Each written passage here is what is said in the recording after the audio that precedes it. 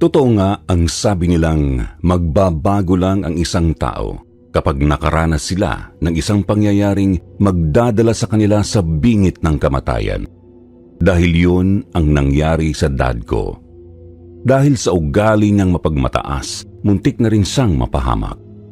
Nagsimula ang lahat ng iyon nang magpunta kami sa Qatar. Kung iisipin ko ang nangyari sa pamilya ko dati, grabe, masyadong nakakahiya. Subalit ito rin ang rason kung bakit nandito ako ngayon at handang ibahagi ang kwento ko. Ako nga pala si Gab na ngayon ay isang college student. Ang kwento ko ay magsisimula nung high school pa lang ako, nung araw na dumalo kami sa isang family gathering. Lumaki ako sa isang pamilyang may kaya sa buhay dahil parehong profesional ang mom at dad ko, kaya maganda rin ang nakuha nilang trabaho. Ayun nga lang, hindi nangangahulugang kapag nakapagtapos ka ng pag-aaral, maayos din ang pag-uugali mo. Ang tinutukoy ko rito ay si Dad na isang engineer. Mataas ang tingin niya sa sarili at nakikipagsalamuha lang siya sa mga taong tinatanaw niyang kalebel niya. Nandidiri siya sa mga taong nasa mababang lipunan.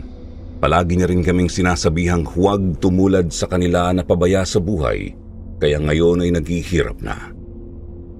Dahil yata ganoon din ang mga itinuro ng mga magulang niya, kaya ganyan din siya mag-isip. Ang akala ko dati hanggang doon lang ang kagaspangan ng ugali niya. Pero hindi ko inakalang may mas malala pa pala roon. Naglalaro ako noon sa isang table kasama ang mga pinsan ko nang may biglang lumapit sa aking isang ginoong may edad na base sa kulubot niyang mukha at maputing buhok. Siya si Tatay Casio. May hawak siyang tungkod sa isang kamay at hirap na ring tumayo ng matuwid. Ang damit niya ay isang simpleng t-shirt lamang na kumupas na ang kulay. Pumasok kaagad sa isipan ko na isa siya sa mga taong binabalaan kami ni Dad na huwag tumulad sa kanila. Kahit na ganoon, hindi ko siya kayang baliwalain noon dahil mukha namang mabait ang kanyang mukha. Imbis na tumalikod ay tinanggap ko ang isa niyang palad at nagmano. Hello po, kamusta ho kayo? Gusto niyo ho bang magpatulong kumuha ng drinks? Tanong ko sa kanya noon dahil malapit lang sa upuan namin ang mga inumin at baka nangangailangan siya ng tulong doon. Subalit umiling naman ang matanda bago akong initian. May kinuha siya sa bulsa niya at ipinakita sa akin. Isa yung pulseras na kulay asul at may mga kakaibang bato na nakakabit doon. Madali namang nakuha ang atensyon ko roon dahil paborito ko ang asul na kulay. Tiningnan ko nang may pagkamangha ang matanda. Ang ganda! Kayo po gumawa nito? Sa akin na ho ba ito? Sure po kayo? Tumango ang matanda. Isa raw yun sa pulseras na paborito niyang nagawa at matutuwa raw siya kapag susuotin ko ito palagi. Hindi ko man maintindihan noon kung bakit niya ako binigyan ng pulseras, tinanggap ko pa rin yun. Siyempre regalo na yun saka hindi na rin bago sa akin na may mga taong nagbibigay sa akin ng regalo. Bukod doon, kadugo ko naman ang nagbigay at baka isa lang ito sa gesture niya. Kaya hindi na ako nagdalawang isip pa. Sinuot ko iyon bago nagpasalamat sa matanda. Ipapakita ko na sana sa mga pinsan ko ang binigay niya sa akin pero bago pa man ako makabalik sa pwesto ko, biglang dumating si Dad na salubong ang mga kilay. Nandoon pa rin ang matanda at mukhang naabutan niya kaming nag-uusap kanina. Pinasadahan ako ng tingin ni Dad bago binigay ang atensyon kay Tatay Casio. Anong ginawa mo sa anak ko, Casio? For all you know, bawal ang mga anik-anik mo rito. Grabe.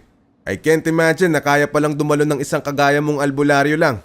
Iba talaga ang family gathering na to. Walang iniiwan.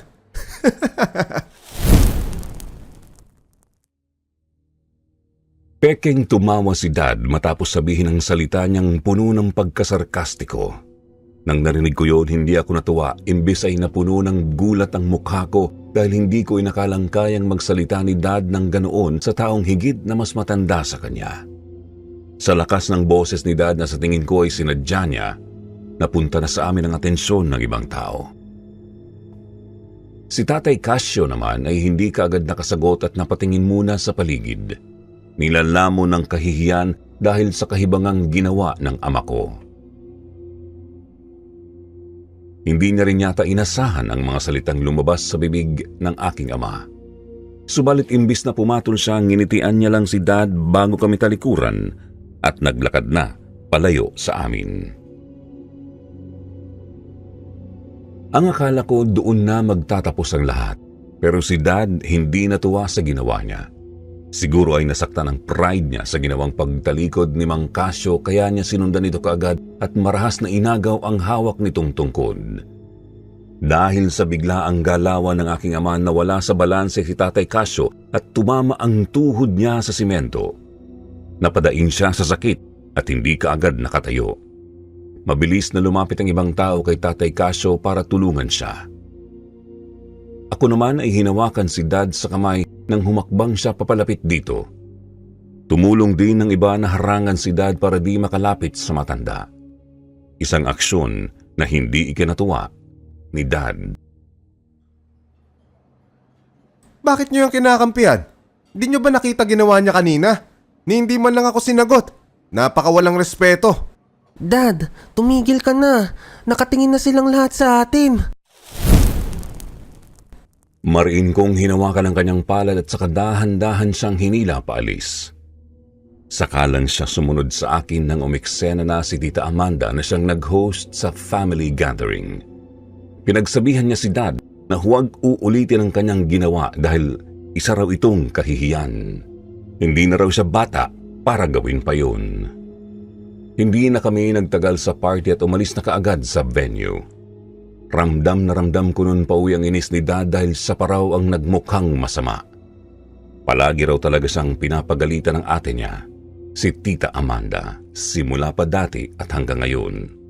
Hindi pa rin siya nito kinakampihan. Palibasa kasi ang gitera. Porket ako pinapaboran ni Papa dati dahil bunso ako. Ganito niya na ako itatrato. Ikaw Gab ha, sa susunod, huwag kang gumaya riyan sa tita mong pakitang tao. Hindi na ako sumagot noon at saka tumango na lang sa takot na baka ako pa ang mapagbuntunan niya. Sina Ma'am at ang kapatid kong nakasakay rin sa likuran ng kotse ay tahimik lang din at walang planong magsalita sa nangyari. Isang linggo matapos ang pangyayaring yun, hindi pa rin bumuti ang mood ng aking ama dahil hindi siya tinigilan ng kapatid niya tungkol sa kanyang ginawa.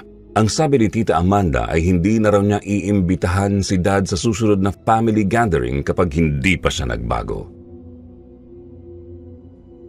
Mabuti na lang talaga at may business trip si Dad sa Qatar, kaya kahit papaano ay natutuon na roon ang kanyang atensyon imbis na mag-focus sa galit niya kay Tita Amanda. Kadalasan si Dad lang ang mag-isang lumalabas ng bansa pero sa pagkakataong ito ay naisipan niyang isama ako dahil na rin sa pamimilit kong makapuntang Qatar nung nakaraang taon pa. Gusto ko kasing makapunta sa Oxygen Park. Isa yun sa destinasyon na gusto ko talagang ma-experience kaya ganoon na lang ang pagpupumilit ko. Nagimpake na rin kami nung araw na yon para wala kaming makalimutang mga bagay at upang hindi rin kami magmamadali sa araw ng flight. 3 araw bago kami lumipad, nahirapan akong makatulog noon. Uminom kasi ako ng kape na minsan ko lang ginagawa kaya hindi nasanay ang katawan ko. Nakahiga lang ako sa kama ko habang pinagmamasdan ang binigay na pulseras ng matanda sa akin. Muntik na itong ipatapon ni Dad kung hindi lang dahil sa pamamagitan ni Tita Amanda. Muli kong ipinikit ang mga mata ko at hindi nagtagal nakatulog din ako. Subalit, hindi naging matiwasay ang pagtulog ko noon dahil sa isang panaginip. Nakasakay na raw kami ni Dad sa eroplano.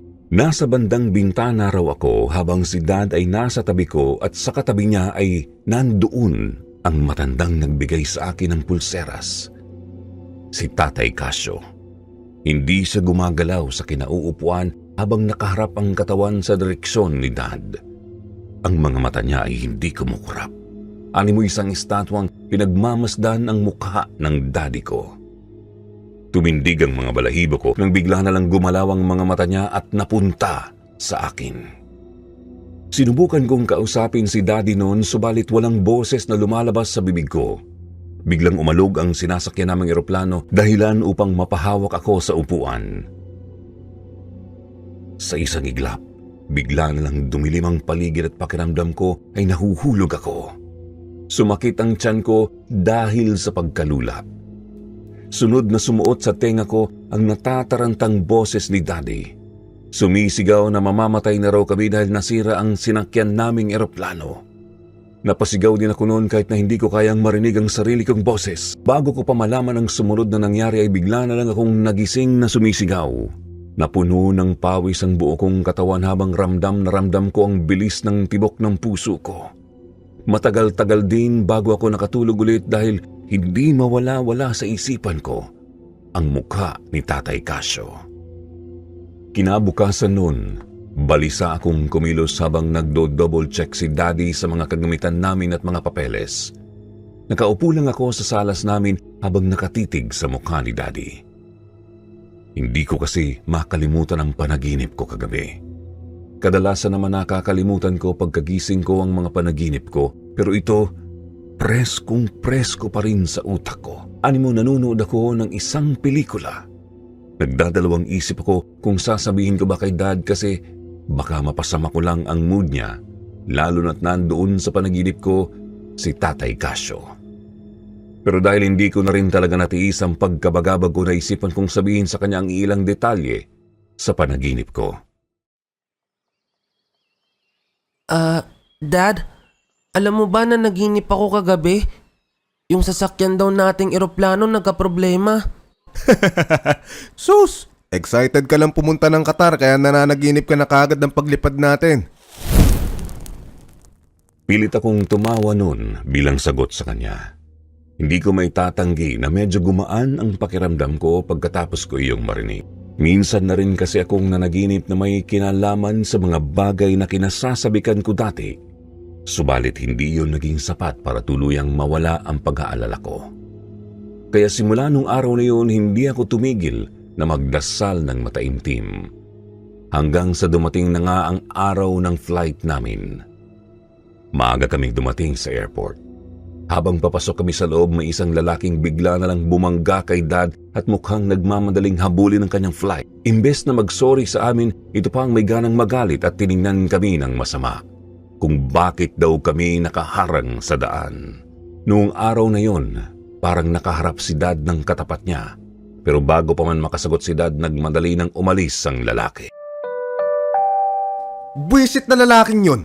Kala niya ba siya ang may-ari ng daanang ito? Kung makasigaw siya naman na may kasalanan. Huwag niyo na lang pansinin, Dad. Baka nagmamadali na siya. Di napaka-irresponsable niya kung ganon. Ikaw, Gab, wag na wag kang gagaya sa kanya, ha?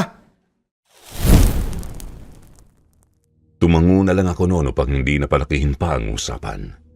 Buong biyahe, kabadong-kabado ako dahil sa panaginip ko. Tiningnan ko pa talaga ang katabi ni Dad upang makasiguro na hindi yun si Tatay Casio. Dumating kami ng Qatar pagkatapos ng kalahating araw. Kaagad kaming nagtungo sa rest house na binili ni Dad noong nakaraang taon at ito ang unang beses na magagamit namin siya. Nagpunta kaagad ako sa kwarto ko sa second floor para mag-ayos ng gamit. Hindi kaagad ako nakapag-ayos noon dahil biglang nakuha ng atensyon ko ang salaming kasing taas ng tangkad ko. Napakunot ang noo ko dahil may mga bitak na ito. Naglakad ako papalapit doon habang nag-iisip kung sino ang posibleng may gawa nito o baka umpisa pa lang isang sirang salamin na talaga ang idinikit dito. Tiningnan ko ang nagkabitak-bitak ko ring refleksyon bago hinawakan ang pagitan ng mga bitak upang pakiramdaman kung gaano ito kalalim. Gumalaw ang mga piraso ng salamin dahil sa paglapat ng mga daliri ko. Sa takot ko na baka mahulog sila sa sahig, inalis ko na lang ang kamay ko, subalit bago ko pa man tuluyang mahila ito, bigla na lang may itim na mga kamay ang lumuwa roon at hinawakan ang aking mga daliri. Tumakas ang sigaw sa labi ko nang maramdaman ang mabalahibo nitong palad. Hinila ko kaagad ang kamay ko at napatitig doon. Sinisiguradong walang natanggal sa mga daliri ko at kumpleto pa ito. Pagbalik ng tingin ko sa salamin, wala na ang itim na kamay. Nagpalinga-linga kaagad ako sa paligid ko noon at baka nandito lang pala sa paligid ko, pero wala na akong nakita pa. Napahinga ako ng malalim dulot ng pagkalito sa nangyari. Hindi ko tuloy masumbong ito kay Dad dahil baka masabihan akong sinungaling. Bukod pa roon, pagod na pagod ako sa biyahe kaya baka dahil lang iyon doon, kaya kung ano-ano na lang ang nakikita ng mga mata ko. Upang lalong kumbinsihin ang sarili, lumapit ulit ako doon at sinundot ng mabilisang salamin bago umatras. Napahinga ako ng maluwag nang walang nagpakita. Mukhang guni-guni ko nga lang talaga ang nakita ko noon. Sumunod na araw, maaga akong nagising noon. Ang gaan din ng pakiramdam ko, dulot na rin ang excitement na mamasyal. Usapan namin ni Dad na mamasyal kami sa Oxygen Park nung araw na yun. Lumabas ako ng kwarto habang may malawak na ngiti sa mga labi. Pero nawala lang ito sa isang iglap dahil kay Dad. Pagdating ko sa kwarto niya, nakabaluktot pa siya sa kanyang kumot habang nanginginig ang katawan. Hinawakan ko ang mga braso niya at doon ko naramdaman ang mataas niyang temperatura. Nilagnat si Dad noon kaya hindi natuloy ang pamamasyal namin. Masakit ang kanyang ulo at parang may nakadagan raw sa katawan niya sa sobrang bigat ng nararamdaman niya. Hindi siya mapakali. Babawi na lang daw siya bukas kapag bumuti na ang kanyang pakiramdam. Na-postpone din ang meeting niya ng kanyang client dahil sa lagnat niya. Wala akong nagawa nun kundi ang umoo dahil ayoko rin namang pilitin ang may sakit na taong lumabas at baka lumala pa ang pakiramdam niya. Ang ginawa ko na lang noon ay mag-isang naligo sa pool sa bakuran ng rest house namin. Nag-e-enjoy pa akong maligo noon nang tawagan ako ni Dad para utusang magtawag ng taxi para pumunta sa isang klinik. Gusto niya raw magpa-hypnotherapy dahil hindi siya makatulog sa bigat ng nararamdaman niya. Sure ka po? Hindi ba mas mabuting magpa-check up na lang? Ay, wag na. Suki na rin ako sa klinik na yan. Gumaganda palagi ang pakiramdam ko pagkatapos lang ng isang session. Kaya baka gumaling kaagad ako kapag nagpa-hypnotherapy ulit ako roon. Dahil si Dad ang batas, hindi na ako umangal pa at nag-book ng taxi papunta sa klinik na sinabi niya sa akin. Mabilis lang na dumating ang taxi kaya madali lang din kaming nakarating sa klinik na sinasabi ni Dad. Ang akala ko pa dati, isa lang yung simpleng klinik. Pero may dalawang palapag ito. Nangangahulugang may kalakihan ng gusali. Pagkapasok namin sa loob, hindi ko inaasahang sobrang gara ng lugar. Ani muna sa isang hotel kami. Mayroong receptionist kung saan doon magpapabook ng session para sa hypnotherapy. Mahigit 1 oras kaming naghintay noon bago magkaroon ng vacant hypnotist.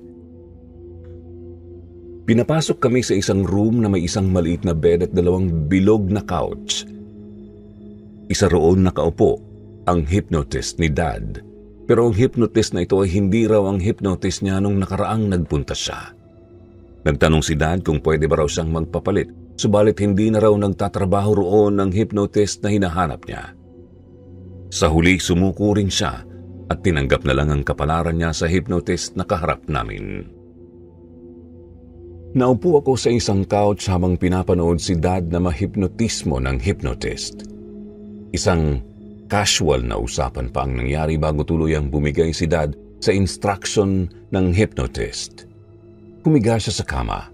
Mayroong mga tinanong sa kanya ang hypnotist bago siya tuluyang makatulog. Ang akala ko noon kailangan ko pang maghintay ng mahabang oras para magising si Dad pero hindi pa man lumipas ang 15 minuto, bigla siyang nagsalita sa panaginip niya. Mamatay ka na. Wala kang kwenta. Hayop ka! Nagtaka ang hypnotist sa kanyang inakto kasi dapat ay mahimbing na ang tulog ni Dad noon, kaya nakapagtatakang nagsasalita pa ito. Higit sa lahat ay parang may pinagbabantaan siya. Ilang saglit biglang nagising si Dad at may galit na ekspresyon sa kanyang muka. Sinamaan niya ng tingin ng hypnotist. You seem to be incompetent in your job. I thought you'll put me to a good rest. Why did I have a nightmare instead? Nagulat naman ang hypnotist sa kanyang sinabi. Makikita sa mga mata niya ang pagkalito. Halatang hindi inasahan ang sinabi ni Dad. Ang depensa niya ay hindi niya raw kontrolado ang panaginip ng isang tao. Subalit kahit ganoon, hindi raw dapat naging ganoon ang panaginip niya. Baka raw may pinagdadaanan si Dad o baka dahil daw ito sa dinadala niyang lagnat. Nais niyang ulitin ang proseso pero umayaw na si Dad at hindi ng dalawang isip na lumabas doon. Hindi rin kasi bumuti ang pakiramdam niya at dumoble lang ang bigat sa kanyang pakiramdam. Para na ring mawawasak ang ulo niya dahil sa kirot nito kaya napagpasyahan naming magpa-check up na lang para mabigyan siya ng reseta bago kami umuwi sa rest house. Habang nagpapahinga si Dad sa kwarto niya, naisipan kong magluto sa kusina para sa magiging hapunan namin. Gusto ko sanang mag-order na lang pero wala rin naman akong gagawing iba kaya napagpasyahan kong magluto. Tahimik lang akong naghahain ng mga niluto ko nang bigla akong makarinig ng tunog ng pagkabasag sa kwarto ni Dad. Dali-dali akong nagpunta sa kwarto niya at naabutan siyang nasa sahig habang sumusuka. Kaagad ko siyang nilapitan noon at hinagod ang kanyang likuran upang pakalmahin siya. Nang tumigil na ang kanyang pagsuka, bumaba ulit ako at kumuha ng tubig. Pinainom ko siya at pinahiga sa kama saka ko nilinis ang kanyang suka at ang nabasag na vase sa ibabaw ng small table. Sa tingin ko ay nabangga iyon ng kamay niya kanina. Napadaing pa ako nang masugatan ang kamay ko habang nililigpit ang mga bubog. Pagkatapos kong maglinis, sinatid ko ang hapunan sa kwarto ni Dad at saka inasikaso siya. Hindi ko mapigilang mag-alala dahil sa taas ng kanyang temperatura. Pero hindi rin naman ganoon kabilis umepekto ang mga gamot. Kaya baka bukas pa magiging okay ang nararamdaman niya. Yun ang paniniwala ko. Pero pagkagising ko sa umaga, dali-dali akong napatakbo muli sa kwarto niya dahil sa malakas niyang sigaw. Dad, anong nangyari? Naabutan ko si Dad na nakaharap sa salamin at titig na titig sa sariling katawan. Animo na kalimutan niya ng kumurap. Ang damit niya ay nagkalat sa sahig na sa tingin ko ay nagmamadali niyang tinanggal kanina. Nilapitan ko siya para tanungin kung ano ba ang ikinababahala niya. Subalit nang makalapit, doon ko na aninag ang mga maliliit at kulay itim na mga tuldok sa kanyang katawan. Mula sa kanyang muka hanggang sa mga paa. Nang humarap siya sa akin, doon ko na aninag ang pamamaga ng dalawa niyang pisngi na animo may sumuntok sa kanya. Anong nangyari sa mukha mo, Dad? May kumagat bang insekto sa'yo? Hindi ko alam. Paggising ko, ganito na nangyari sa akin. Buisit! Ano ba ito? Kaagad kong inalalayan si Dad nang muntika na siyang matumba dahil sa pagkahilo niya. Mataas pa rin ang kanyang temperatura at ramdam ko pa ang panginginig ng katawan niya. Kaagad ko siyang pinalibutan ng kumot bago kumuha ng mga bago niyang damit. Bubuksan ko na sana ang cabinet niya pero bigla na lang niya akong sinigawan at sinabing iwan ko muna siya. Dad, ayaw niyo ho ba magpatingin ulit? Mukhang hindi lang simpleng lagnat ang nangyayari sa'yo eh. Tsaka hindi pa rin bumababa ang lagnat mo. Para saan pa? Hindi nga umepekto ang binigay na gamot sa akin eh. Tapos pababalikin mo pa ako ron. Sa ibang doktor tayo. Tumahimik ka na at baka ikaw pa mapagbuntungan ko. Lumabas ka na! Hindi na ako umangal pa sa takot na baka nga ako pa ang mapagbuntunan niya ng lahat ng inis niya. Naglakad na ako papuntang pintuan habang naririnig pa rin siyang nagrereklamo kung paano kapangit ang mga professional na nakita namin kahapon. Simula sa hypnotist at sa doktor kung saan siya nagpa-check up. Pinabayaan ko siya kagaya ng utos niya at bumaba na lang papuntang kusina para uminom ng gatas. Siguro inaantok pa ako noon kaya habang hinahalo ko na ito, biglang nalaglag ang baso at nagkanda pira-piraso ito. kaagad akong napatulon nun sa gulat at lumayo kaagad bago pa ako masugatan. Napakamot na lang ako sa ulo ko dahil sunod-sunod ang mga basag na bagay na nakikita ko. Una ang salamin sa kwarto, kahapon ang vase at ngayon naman ay ang baso na nilagyan ko ng gatas. Sa mga oras na yon, pumasok sa isipan ko ang pamahiing sinabi sa akin ni Ma'am dati. Hindi raw magandang sign ang makakita ng mga basag na bagay. Mayroon daw paparating na hindi mga kaaya-ayang pangyayari kapag ganoon. Dahil doon hindi ko na napigilan ang sarili kong kabahan. Simula nung mapanaginipan ko si Tatay Casio, hindi na rin naging mabuti ang nangyari sa amin, o di kaya kay Dad. Nagsimula siyang lagnatin pagkarating namin at lumala pa siya hanggang ngayon. Ayoko mang paniwalaan yon pero nang lumipas ang 3 araw, hindi pa rin bumubuti ang kalagayan ni Dad. 3 araw na rin siyang nakahiga sa kama dahil sa pananakit ng buo niyang katawan. Ang mga pulang tuldok sa kanyang katawan ay mas dumami pa. Ang 2 niyang pisngi ay para nang may bukol sa laki ng umbok nito at halos hindi na rin siya makapagsalita ng maayos. Nahihirapan din akong pakainin siya dahil mayat maya niyang iwinawaksi ang kamay ko. Ang pinakaayaw kasi ni Dad sa lahat ay ang tinatrato siyang parang isang kaawa-awang bagay. Subalit ano naman ang pwede kong gawin nun, hindi niya naman kayang pakainin ang sarili niya. Ilang beses ko na rin siyang kinumbinsi na magpa-ospital pero nagmamatigas talaga siya. Sigurado ka ba, Dad? Baka kung ano na mangyari sa'yo kapag pinatagal pa natin to. Pinagmasdan ko ang nakakaawang sitwasyon ng ama ko habang bumabalik sa isipan ang napanaginipan nung nakaraan. Hindi ito mawala-wala sa utak ko lalo na ang mukha ni Tatay Casio na parabang may nag-uudyok sa akin na sabihin ko kay Dad ang tungkol dito.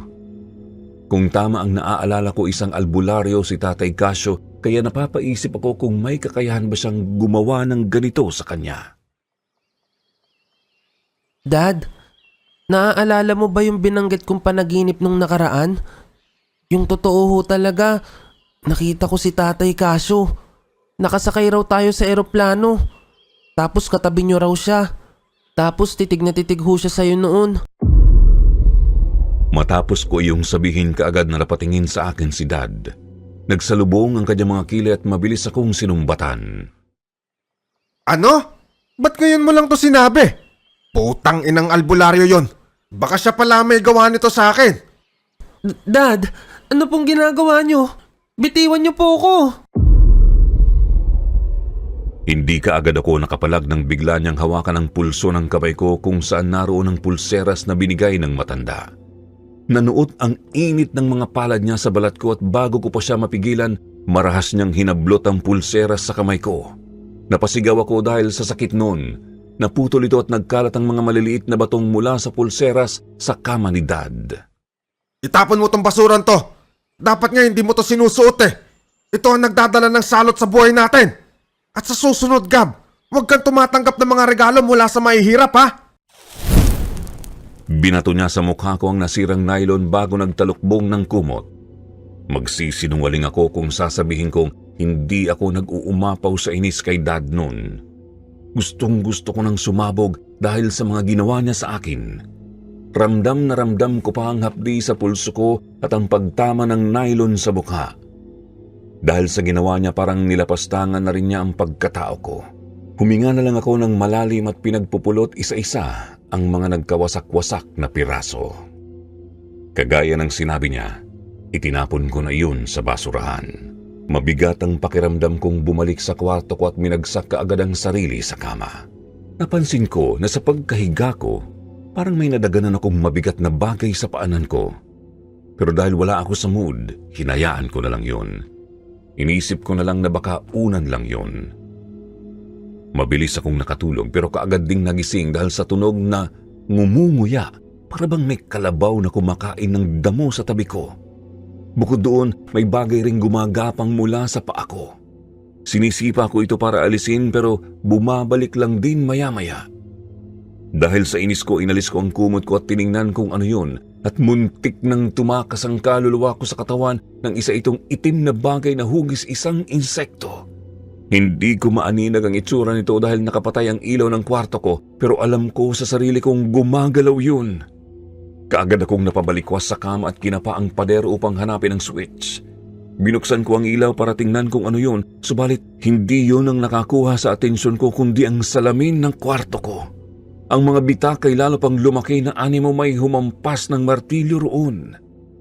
Nanigas ako sa kinatatayuan nang hindi ko makita ang figura ko roon kundi isang nilalang na hugis tao subalit may 4 na paa.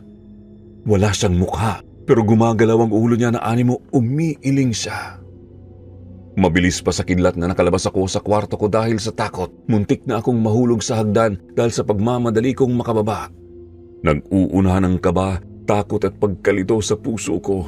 Wala na akong pake kung guni-guni ko lang ba yun dahil ang gusto ko lang noon ay makalabas ng kwarto. Pumunta ako sa kwarto ni Dad. Kahit naggalit pa rin ako sa kanya, wala rin naman kasing ibang tao roon na pwede kong lapitan bukod sa kanya. Sana lang ay hindi niya ako sumbatan dahil sa pang-aabala ko. Kinatok ko muna ang pinto bago ko pinihit yung pabukas. Dad, papasok po ako ha. Yung kwarto ko po kasi natatakot po ako.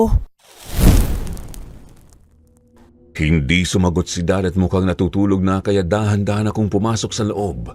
Subalit imbis na makahinga ng maluwag, mas dumoble lang ang pagkagimbal na nararamdaman ko. Naabutan ko si Dad na nakahandusay sa sahig, bumubula ang bibig at walang malay. Niyugyug ko ang magkabilang balikat niya para gisingin siya pero ayaw niyang magising. Labis na ang pagkataranta ko noon kaya hindi na ako nagdalawang isip noon na tumawag ng taxi para dalhin siya sa ospital na pinakamalapit sa rest house namin. Mabilis namang inasikaso si Dad pagdating namin at habang pinapanood ko siya panay rin ang pagpahid ko ng mga luha sa mga mata. Nanginginig ako sa takot na baka bigla na lang mawala si Dad sa akin. Hindi ko alam ang gagawin ko kapag nangyari yun. Mayroon silang mga in-inject kay Dad noon bago siya ipinasok sa kwarto.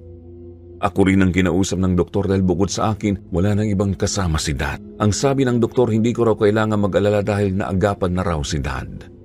Dahil lang daw iyon sa taas ng kanyang lagnat. Gusto ko mang paniwalaan ng doktor, hindi pa rin ako mapakali. Hindi ko makumbinsi ang sarili kong isang simpleng lagnat lang yun. I don't understand. I mean, are you sure, Doc? There must be something wrong with my dad. It's been days since he got sick, and he's not getting any better. Yun daw ang resulta ng test na ginawa nila kaya wala rin akong nagawa sa huli kundi ang maiwang nagbabantay kay Dad. Totoo ba talagang lagnat lang ito at wala nang iba? Dahil ba pinatagal pa niya ng ilang araw kaya naging ganito siya kalala? Nahihirapan akong paniwalaan yun at kahit na ayoko mang magturo ng daliri sa mga tao, dahan-dahan na rin akong napapaisip na baka tama si Dad, na si Tatay Casio talaga ang may gawa ng lahat ng ito. Ipinahiya siya ng Dad ko sa family gathering kaya imposibleng tatahimik lang siya at walang gagawin. May tsansang ginantihan niya kami sa ganitong paraan. Nung gabing yun, tumawag ako kay Mami para sana ipaalam sa kanya ang nangyari kay Dad at ikwento ang buong detalye ng mga nangyari nung nakaraan, pati na ang mga kakaibang bagay na nakita ko. Subalit iba ang sumagot sa cellphone ni Mami. Si Tita Amanda na may pag-alala ang boses ang sumagot sa akin. Ba't nasa'yo po yung cellphone ni Mami? Magkasama po ba kayo ngayon? Huminga muna ng malalim si Tita Amanda bago sabihin ang balitang isinugod si Mami sa ospital. Muntik ko nang mabitiwan ang cellphone ko matapos ko iyong marinig. Dumoble ang bigat sa pakiramdam ko habang ipinapaliwanag sa akin ni Tita ang detalye. Nung nakaraang araw pa raw nagkadayariya si Mami pero ang akala nila gagaling lang daw ito kaagad kapag uminom siya ng gamot. Subalit imbis na mawala, nagtuloy-tuloy raw ito hanggang sa nagsusuka na rin siya. Kahit ang iniinom niyang tubig, sinusuka niya na. Hindi na maayos ang ekspresyon ng mukha niya at hindi na rin makatayo dahil sa malalang pagkahilo. Wala silang nagawa kundi ang isugod sa ospital si Mami. Sa katunayan ay tatawag daw dapat siya para ipaalam ito pero naunahan ko siya. Nangumusta siya sa amin at kung pwede ra bang ibigay ko kay Dad ang cellphone para silang dalawa ang mag-usap. Dahil sa tanong na iyon, doon ako humagulgol dahil sa nag-uumapaw kong emosyon. Si Dad po, nandito rin sa ospital. Ang taas po kasi ng lagnat niya. Tapos hanggang ngayon hindi pa rin po siya gumigising. Rinig ko ang pagsinghap ni tita sa kabilang linya dahil sa hindi inaasahang balita. Nagkasabay pa talaga si mami at daddy na magkasakit at masyadong kakaiba ang sitwasyong ito para sabihin kong nagkataon lang ang lahat. Hindi ko na rin napigilan at sinabi kay Tita Amanda ang hinala ko. Sinumbat ko kay Tatay Casio ang lahat kung bakit naging ganito ang pamilya ko. Siya ang may pakana sa mga kakaibang nilalang na nakikita ko at ang biglang pagkasakit ni Mami at Daddy. Di ba albularyo po siya? For sure gumanti siya kay Dad. Siguro galit na galit siya sa ginawa ni Dad sa kanya. Siya ang may pakana ng lahat ng to. Sinubukan naman akong pakalmahin ni Tita Amanda noon. Nauunawaan naman daw niya ang pakiramdam ko pero hindi niya raw kayang paniwalaan ang mga binibintang ko. Matagal nang kilala ni Tita si Tatay Casio dahil minsan na siyang nagpagamot sa matanda. Mabait daw ito kaya imposibleng magtatanim ito ng galit kay Dad lalo na't magkadugo sila. Kinausap niya rin daw ito nung araw na umalis kami sa family gathering at siya mismo ang humingi ng tawad sa ginawa ni Dad. Pero po kasi, nagpakita po siya sa panaginip ko. Yung mukha niya, parang may binabalak siya kay Dad. Dahil sa pamimilit kong idiin si Tatay Casio, napilitan si Tita Amanda na puntahan ang matanda at magtanong tungkol dito. Sa ngayon, mag-focus na lang daw muna ako sa pagbabantay kay Dad at babalitaan niya na lang daw ako sa kung anuman ang sasabihin ni Tatay Casio sa kanya. Wala akong nagawa kundi ang sumunod sa sinabi ni Tita. Bawat minuto na lumilipas, hindi ako mapakali. Hindi ko inaasahang aabot ako sa punto ng buhay ko na parang mawawalan na ako ng bait. Bukod sa paghihintay sa balita ni Tita, hindi ko rin mapigilang tumingin sa likuran ko at sa bawat dulo ng kwarto dahil sa pakiramdam na may nakatingin sa akin. Paulit-ulit na lumalabas sa isipan ko ang lalaking may 4 na paa. Natatakot ako na baka bigla siyang magpakita sa akin. Idagdag pa ang katahimikan ng kwarto na para bang tinutokso akong maya't maya ay may lalabas na isang nilalang na hindi ko magugustuhan. Ilang sandali ang lumipas, nakarinig ako ng pagpihit ng pinto. Kaagad na napunta ang tingin ko roon. Muntik na akong mapasigaw sa taong pumasok kung hindi ko lang agad namukhaan ang kasuotan niya. Isa lang palang nurse. Inihiga ko na lang ang ulo ko sa dulo ng kama habang hinahayaan ng nurse na i-check si Dad. Hindi ko na malaya na nakatulog na pala ako. Sa panaginip ko na panaginipan ko si Tatay Casio pero sa pagkakataong ito, yun ang araw kung saan ipinahiya siya ni Dad. Hindi ko alam ang pinapahiwatig ng panaginip na yon pero nagising na lang ako ng may mabigat na puso. Sunod nun ay ang pagtawag ni Tita Amanda. Kaagad kong sinagot ito. Hello po, Tita? May balita na ho ba? Ano pong sabi ni Tatay Casio? Galit pa rin po ba siya kay Dad? Sunod-sunod ang mga tanong ko habang malakas din ang pagkalabog ng puso ko sa kaba. Huminga muna ng malalim si Tita Amanda bago sabihin sa akin ang nangyari. Hindi raw si Tatay Casio ang dahilan kung bakit naging ganito si Dad. Pati na rin ang nangyari kay Ma'am. Isa siyang manggagamot kaya hindi niya na naising makasakit ng ibang tao. Bukod doon, wala rin siyang kakayahang ganoon dahil ang ipinamana at itinuro ng kanyang ama sa kanya ay tanging panggagamot lang. Po? Kung hindi po siya, sino po? Natural na nagkasakit lang ba talaga si Dad? Imbis na sagutin ni Tita ang tanong ko, may tinanong siya sa akin kung mayroon ba raw kaming nakasalamuhan ni Dad nung papunta pa lang kami sa Qatar. Napaisip naman ako noon hanggang sa maalala ko ang lalaking nakabangga ni Dad. May naalala po kung nakabangga si Dad nung nasa airport pa lang kami. Bukod doon, wala na akong maalala pang iba. Bakit po? Pinatingin daw ni Tita ang sitwasyon ni Dad kay Tatay Casio at ang sinabi nito na mukhang may na-offend daw kaming tao bago pa kami makapunta sa Qatar. Hindi raw sinasadyang matamaan ng usog si Dad mula sa taong yun dahil ang taong yun mismo ay hindi alam ang kayang gawin ng tapang ng tingin at bangis ng dila niya. Sa katunayan, nagkaroon daw ng vision si Tatay Casio bago pa raw mangyari ang family gathering. Hindi niya maalala ang mukha ng batang nakita niya, pero nung nagkita daw kami sa gathering ay doon lang daw siya naliwanagan. Yun din ang dahilan kung bakit inabutan niya ako ng pulseras. Ang pulseras na yun ay isa palang proteksyon para hindi ako matamaan sa mga masasamang aura. Mayroon din dapat siyang ibibigay kay Dad pero hindi niya inaasahang magiging ganoon na lang ang pakikitungo ni Dad sa kanya. Natahimik ako pagkatapos ko iyong marinig. Bumalik sa akin ang araw kung saan nakita ko si Tatay Casio sa panaginip ko. Doon ko napagtanto na mukhang mali ang naging interpretasyon ko sa panaginip ko. Si Tatay Casio ay wala palang balak sa aming masama, imbis ay nais niya kaming protektahan. Kaya siguro rin ay hindi ako nagkasakit ay dahil suot-suot ko ang pulseras na yon.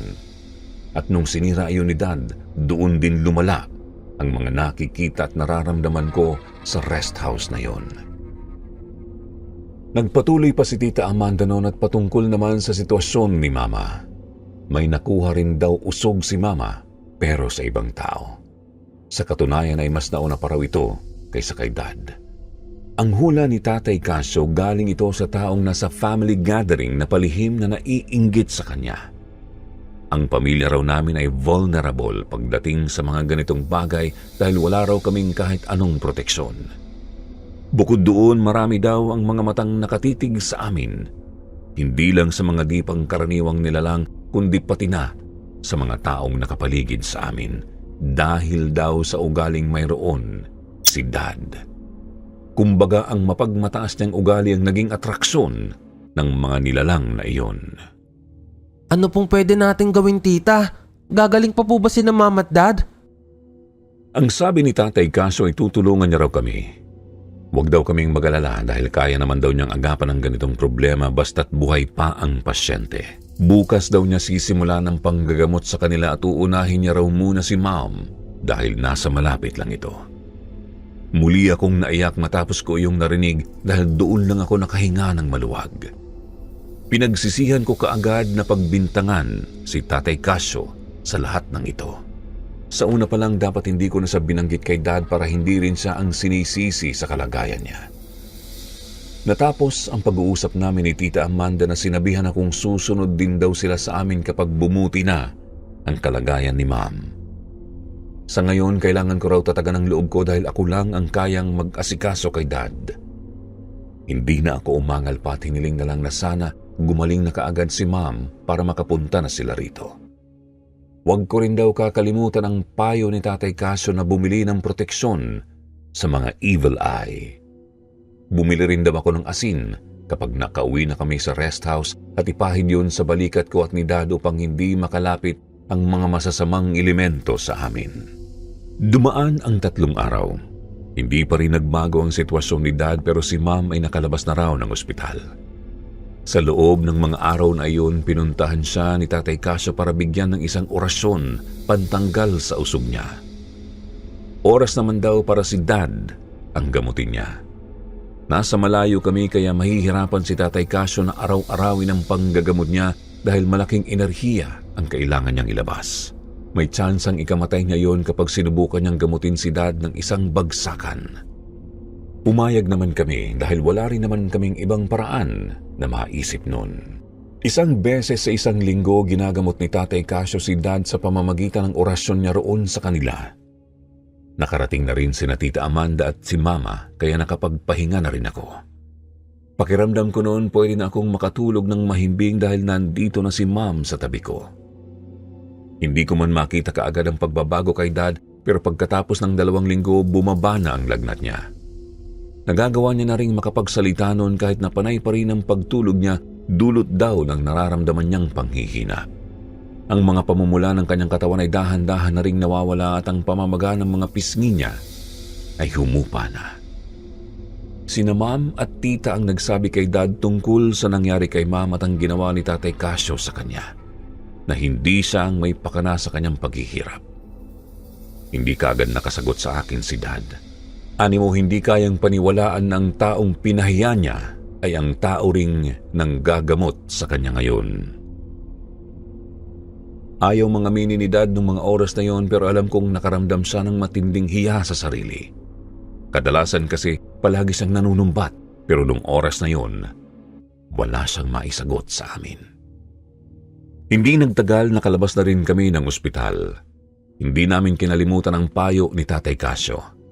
Nilinis din namin ang rest house sa araw na yon at itinapon ang basag na salamin at kung ano pa mang mga gamit na may kahit kakaunting bitak. Hindi raw kasi magandang pamahiin na mag-iwan ng mga gamit na may sira na sa bahay na minsan lang ginagamit. Hindi na rin kami nagtagal sa Qatar noon. Pagkatapos mag-usap ni Dad at ng kanyang client, umuwi na rin kaagad kami. Gusto pa nga akong dalhin nila sa Oxygen Park pero nawalan na ako ng gana dahil sa mga nangyari. Ang gusto ko na lang talaga noon ay makauwi. Hindi na rin naman sila pumalag at umuwi na kami sa Pilipinas. Kinausap din ni Dad si Tita Amanda at sa unang pagkakataon ay humingi siya ng pasensya dito. Nung marinig namin yun, hindi kaagad kami makapaniwala. Hindi ko lubos maisip na ang mapagmataas kong ama kaya palang yumuko at umamin ng kanyang kamalian. Bukod doon, hindi rin kinalimutan ni Dad ang atraso niya kay Tatay Casio at siya mismo ang pumunta sa bahay nila para personal na magpasalamat sa ginawa. Kung hindi dahil kay Tatay Casio, baka hindi na rin nakabangon pa ulit si Dad sa sakit na yon. Nais ni Dad na bigyan ng kahit anong kompensasyon ng albularyo, pero tinanggihan yon lahat ni Tatay Casio. Sapat na raw sa kanyang marinig ang paumanhin ni Dad at masaya siyang makitang nasa mabuting kalagayan na itong muli. Yun yata ang unang pagkakataon na nakakita ako ng taong kagaya ni Tatay Casio. Siguro, kung ako ang nasa posisyon niya, hindi ko magagawang patawarin ng ganoon kadali ang taong nanakit sa akin. Sa huli, ang iginanti sa amin ng albularyo ay ang kabutihan niya.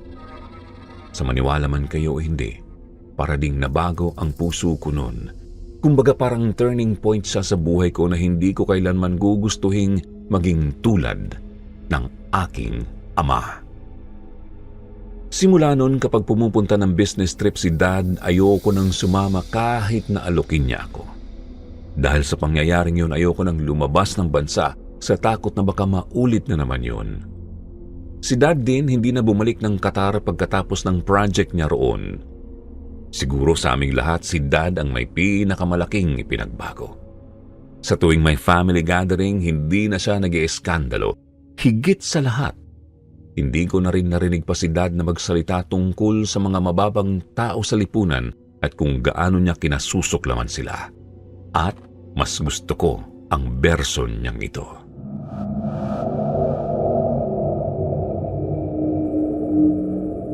Sa palabas ko lang napapanood dati na may mga taong nakakakita at nakakausap daw ng mga multo. Ang sabi nila, meron daw kasi talagang mga piling tao na nabigyan ng kakayahang makakita sa mga ito. Dahil matatakotin ako noong bata, nasabi ko pa noon sa sarili ko na buti na lang ay hindi ako isa sa kanila. Pero nagbago ang lahat mula nang maaksidente ako't muntik ng bawian ng buhay. Ako nga pala si Pawi, hindi ko tunay na pangalan at nais kong ibahagi sa inyo ang kwento ko noong ako'y freshman pa lang sa DLSU, 4 na taon na ang nakalipas. Araw yun ng enrollment nang magkaroon ng alitan sa pagitan namin ng kakambal kong si Maui. Pinagbintangan niya ako na kinuha ko raw ang perang itinago niya sa bag niya. Yun ay para sana sa lakad niya sa gabing yun. Sabi ko naman sa kanya wala akong kinalaman doon, ni hindi ko nga alam na may perang nakatago sa bag niya dahil hindi naman ako pakialamero. Pero imbis na makinig, lalo lang siyang nagalit. Nasa ibabaw kami ng hagdanan noon at handa na sana akong talikuran siya nang bigla niyang hinawakan ang braso ko ng mahigpit. Nabigla ako sa ginawa niya. Nasaktan ako at pilit kong iwinaksi ang braso ko mula sa pagkakahawak niya. Sa hindi inaasahang pangyayari, nawalan ako ng balanse at nahulog mula sa itaas ng hagdan.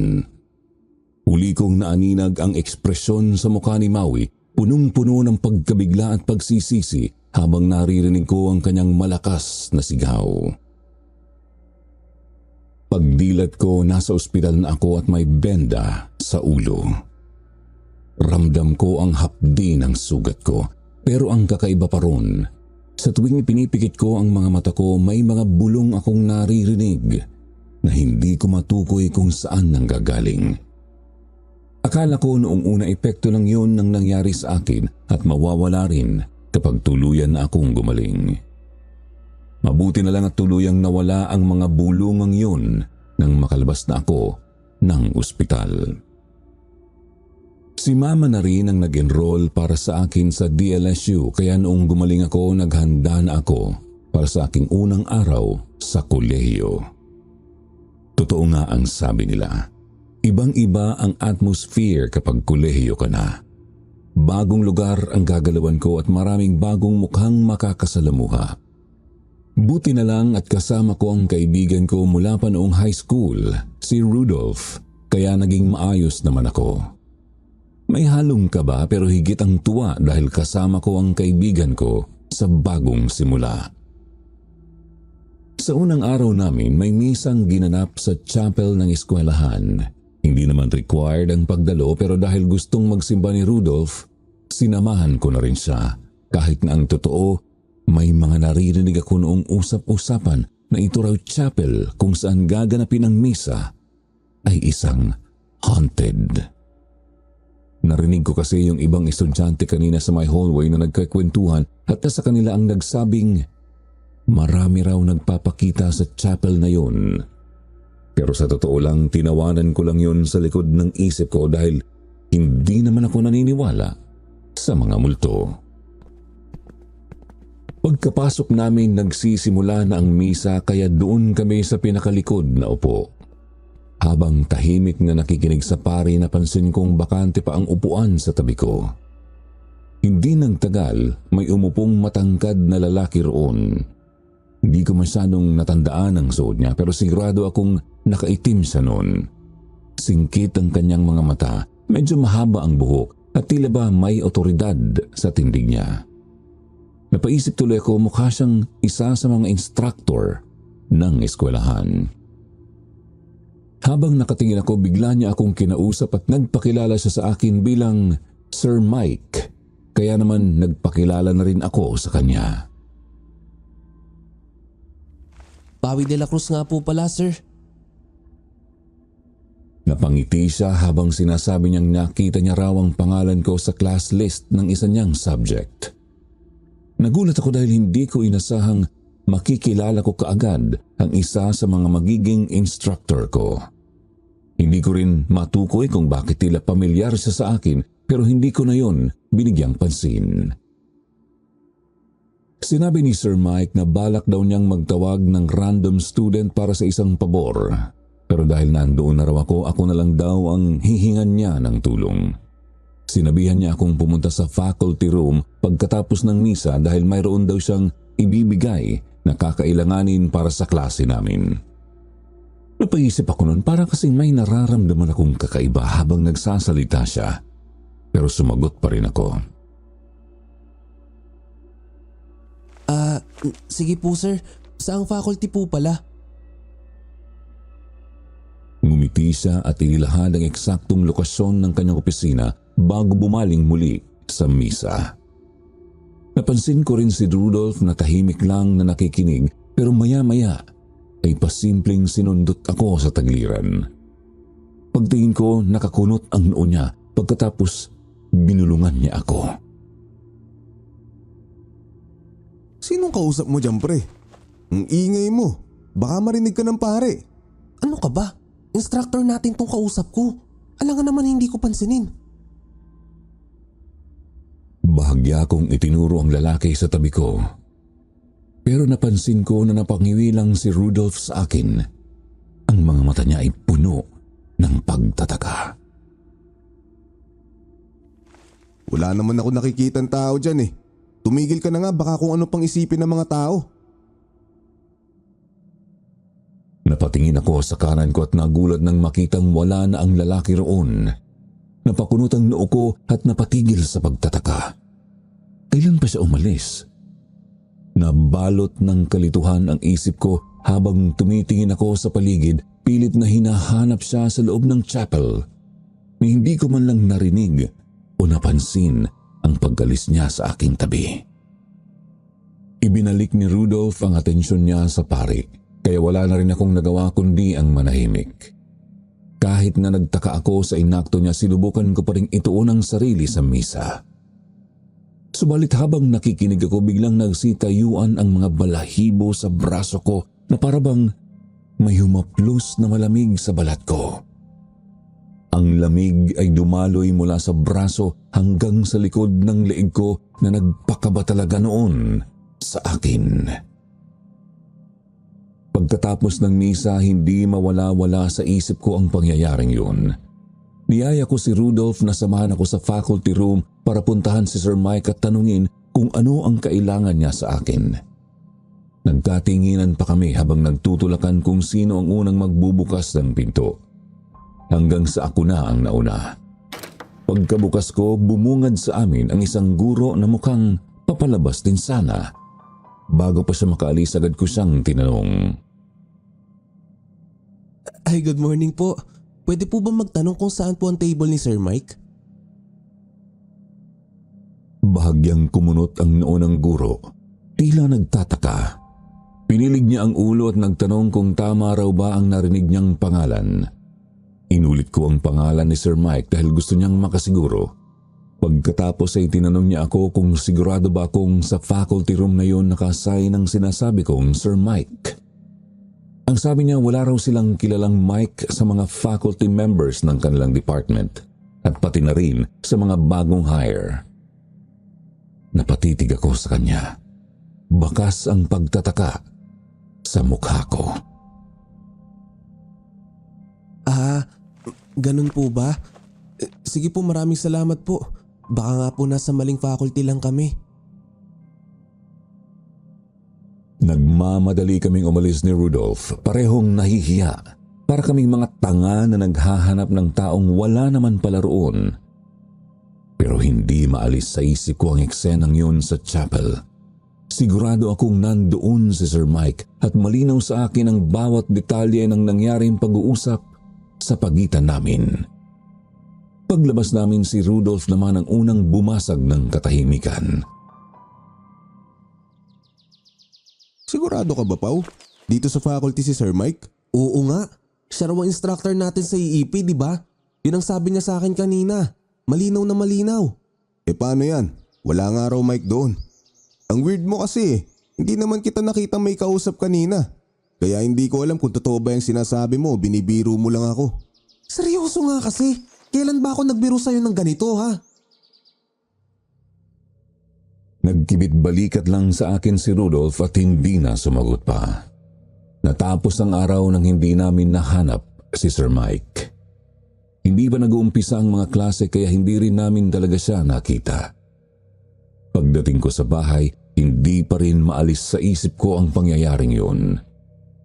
Bago ako matulog, pumunta ako sa kusina para magtimpla ng kape. Tahimik akong nagtitimpla nang biglang may figurang tumabi sa akin. Tinakpan ng anino niya ang baso ko at pati na rin ako. Napalingon ako sa tabi ko pero wala akong nakitang tao. Bumilis ang tibok ng puso ko. Tumayo ang balahibo ko habang iniikot ang paningin sa buong kusina. Guni-guni ko lang ba yun o totoo talagang may matangkad na nilalang na tumabi sa akin? Hindi ako gumalaw sa kaba.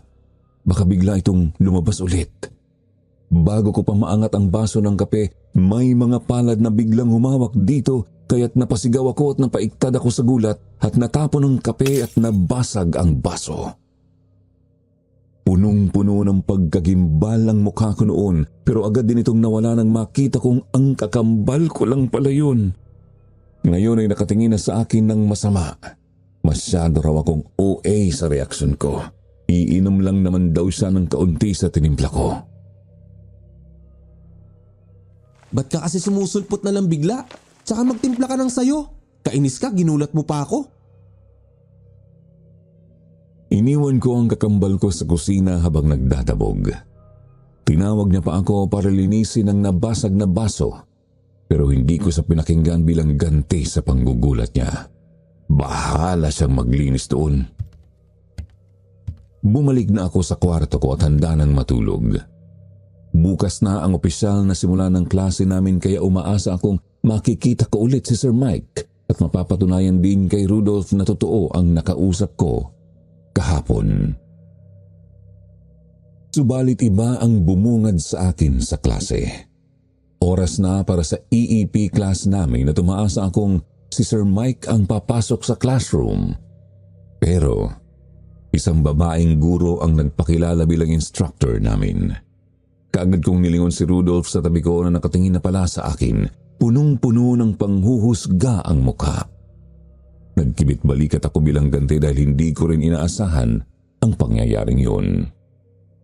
Kung siya ang instructor namin, ibig bang sabihin ay nagsinungaling sa akin ang lalaking nakausap ko kahapon? Hindi pa ako sumuko noon, Sir Jupiter, at hinintay ang iba naming instructor dahil baka sa ibang subject lang siya na-assign. Pero umasa lang ako sa wala. Hindi ko na mahagilap si Sir Mike na parang bula na bigla na lang nawala. Sinubukan ko ring sumilip sa ibang classroom tuwing break time para hanapin siya. Pero kahit anino niya ay hindi ko makita. Hindi nagtagal sinabihan na ako ni Rudolph na itigil na ang paghahanap sa taong yon dahil baka estudyante lang pala siya na nagpapanggap na guro bilang isang kalokohan. May punto si Rudolph kaya itinigil ko na rin ang paghahanap kay Sir Mike. Isang linggo rin ang dumaan bago ko tuluyang natanggal sa isipan ko si Sir Mike. Ngayon nandito kami sa laboratory room namin para mag-perform ng isang experiment sa chemistry subject namin. By pair ang activity na ito at gusto ko sanang makipagpares kay Rudolph pero ang guro namin ang nag-assign sa amin kung saang station kami. Kaya ang makakatabi ko ang magiging partner ko. Nilingon ko ang babaeng kararating lang at naupo sa bakanting upuan sa kaliwa ko. Pawisan ng kanyang mukha, animoy kagagaling lang sa pagtakbo. Nakapusod ang kanyang maikling buhok at nakasuot din ng laboratory gown kagaya namin. Nagpakilala ako sa kanya dahil mukhang kami ang magpapares sa activity. Alam mo na ba gagawin dito? Kung hindi pa ipapaliwanag ko sa'yo. Nadala mo rin ba workbook mo? Tumango naman ang babaeng na nagngangalang Thea. Hinintay ko siyang ilabas ang workbook niya pero nakatitig lang siya sa akin. Siguro ay naghihintay siya sa eksplanasyon ko kaya nagpaliwanag na lang muna ako sa gagawin namin. Madali naman kausap si Thea kaya hindi ako nahirapang ibahagi sa kanya ang instruction ng guro namin kanina. Walang kaproble-problema naming natapos ang activity at nauna pa kami sa lahat. Isinulat ko muna sa isang papel ang resulta ng experiment namin bago yun ipakita sa instructor namin para malaman kung tama ba ang naging amount ng chemical na nagamit namin. Ako lang ang lumapit kay ma'am dahil nagpaiwan si Thea upang maglinis ng mga nagamit naming instrument. Tiningnan ni ma'am ang ipinakita ko kung saan naroroon din ang pangalan naming dalawa ni Thea. Biglang napakunot ang noo ni ma'am at napatitig ng maigi sa papel. Nagtaka ako nang bigla niyang kinuha ang kanyang class record at tiningnan ang mga pangalan doon. Pagkatapos binalik niya sa akin ang atensyon at sinabing wala raw nagngangalang Thea sa mga estudyante niya. Po? Kasama ko lang po siya. Ayun po siya oh. Itinuro ko ang direksyon ni Thea. Pero natigilan ako nang makitang wala na roon ang babae. Ang naiwan na lang ay ang mga instrument sa table na hindi pa nahuhugasan. Ha? Nasaan na siya? Nandyan lang po siya kanina ma'am eh. Sigurado po ako ron. Inasadahan ko ng tingin ang bawat station para hanapin si Thea pero sa halip na siya ang makita, ang mga kakaibang tinig ng mga blockmates ko ang nakakuha ng atensyon ko. Para bang may sinasabi ang kanilang mga tingin. Animoy kanina pa nila pinagmamatsagan ang bawat galaw ko. May mga nagbubulungan pero hindi ko marinig ng maayos at lalo akong nabahala dahil si Rudolph ay nakatingin din sa akin na nakakunot ang noo. Nakaramdam ako ng kahihiyan kaya nagpaalam ako sa guro namin na lalabas muna ako. Hindi ko na malayang sumunod pala sa akin si Rudolph. Tinawag niya ako bago pa man ako makalayo. Uy, Pao, anong nangyayari sa'yo? Hindi mo ba napapansin? Kanina ka pa pinagtitinginan ng mga blackmates natin kasi bumubulong kang mag-isa. Ha? Mag-isa? Tol, may kasama nga ako kanina. May kapartner ako, si Thea. Siya nga ang kasama kong gumawa ng activity. Nagulat na nga lang ako, bigla siyang nawala eh. Nawala? Wala ka naman talagang kasama. Wala kang kausap kanina, Pao. Nakita kitang mag-isa ron.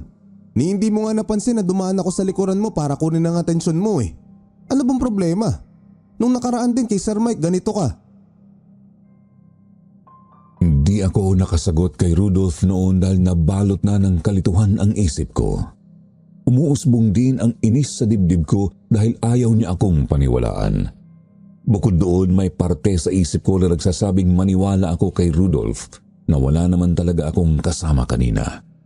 Subalit masyadong totoo si Thea kaya imposible ang sinasabi niya sa akin. Nagpaalam na lang ako kay Rudolph na uuwi na at nakiusap na dalhin niya ang bag ko mamaya sa bahay. Wala na akong lakas ng loob na bumalik sa klase ng araw na yon dahil sa mga mapanghusgang tingin ng mga blockmates ko. Pagdating ko sa bahay, nagtaka si Mama kung bakit ang aga kong umuwi. Nagpalusot na lang ako na masama ang pakiramdam ko. Nagkulong ako sa kwarto habang iniisip ang mukha ni Thea at kung bakit walang nakapansin sa kanya kanina sa klase. Hanggang sa tuluyan akong makatulog. At pumasok sa panaginip ko ang araw kung saan nahulog ako sa hagdan namin. Muling nagpanting sa tenga ko ang mga boses na nagbubulungan sa ospital. Nang magising ako, hindi pa rin yun nawawala.